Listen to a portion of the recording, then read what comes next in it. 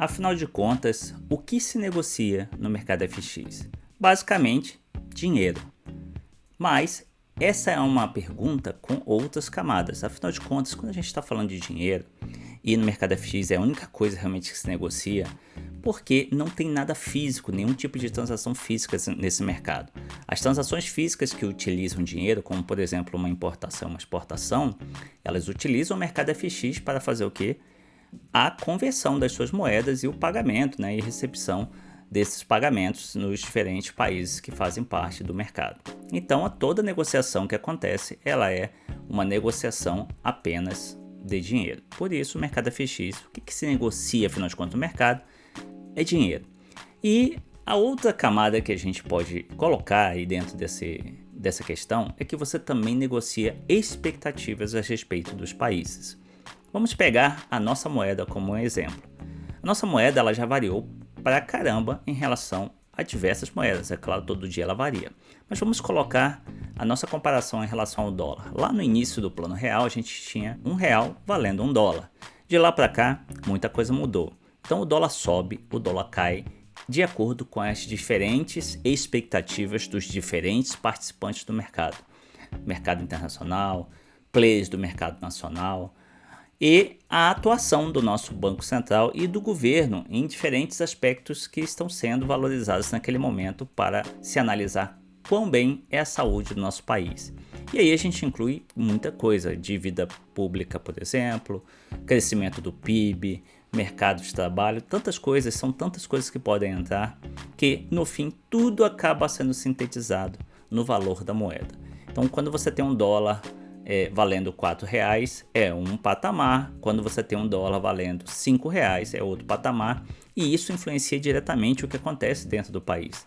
Porque quando o valor da nossa moeda se deprecia em relação ao dólar, isso quer dizer que o valor do dólar aumenta, nós temos mais facilidade para exportar bens, né, porque os bens ficam mais baratos, e temos mais dificuldade para importar bens, porque os bens que queremos importar ficam mais caros. Então algo que custa $10, quando o preço da moeda, quando o nosso câmbio real dólar está em R$4, custa R$40, quando ele está em R$5, custa R$50.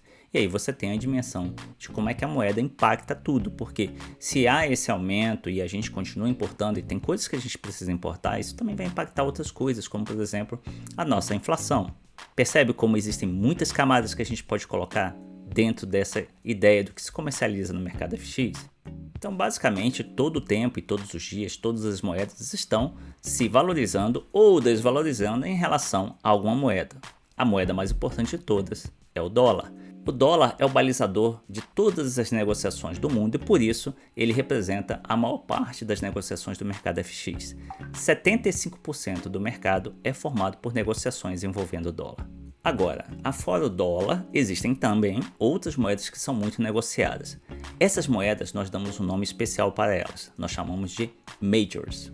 As Majors são compostas pelo dólar, é claro, o dólar canadense, a Libra, que é a moeda da Inglaterra, também chamada de Pound ou Libra esterlina, o Euro, da zona do Euro, na Europa, o Iene, que é a moeda do Japão, o dólar australiano, moeda da Austrália, o franco suíço, que é a moeda da Suíça, e o dólar neozelandês, que é a moeda da Nova Zelândia. Parece estranho, não é mesmo? Mas é isso mesmo. Essas são as principais moedas que são comercializadas no mundo. Existem outros nomes que a gente dá para as moedas. A gente tem também as moedas chamadas de minors, né? A gente tem as majors, a gente tem as minors, a gente tem as moedas cruzadas, as moedas ditas de commodities, porque estão vinculadas intimamente a alguma commodity que é produzida por aquele determinado país.